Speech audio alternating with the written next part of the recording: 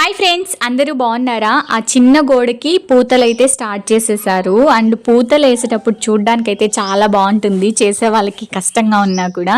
ఈ ప్రాసెస్ అంతా ఎలా అనిపిస్తుందంటే, నాకు పేడ తీసుకొని మనం గోడకేసి పిడకలు కొడతాం కదా, ఇంచుమించు అలా అనిపిస్తూ ఉంటుంది.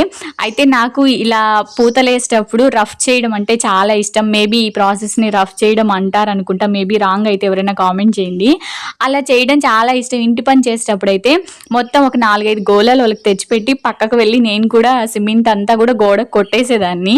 తర్వాత వాళ్ళు వచ్చి కట్టు తీసుకొని సదరం చేసుకునేవాళ్ళు, వాళ్ళకి ఏదైతే పూతలు కరెక్ట్గా రావాలో అలా. అలా వాళ్ళు జోక్గా కూడా అనేవాళ్ళు, నువ్వు పనికొస్తావమ్మా ఈ పనికి అని. ఏమో నాకు తెలియదు, కానీ ఏ పని చూసినా కూడా నేను చేయగలిగింది, అది నాకు ఇంట్రెస్ట్ ఉంటే మాత్రం ఖచ్చితంగా దూరి చేసేయాలి ఆ పని అనిపిస్తూ ఉంటుంది. మేబీ ఇలా మీకు కూడా అనిపిస్తుందా? కామెంట్ చేయండి, చూద్దాం నా లాంటి వాళ్ళు ఎంతమంది ఉన్నారు.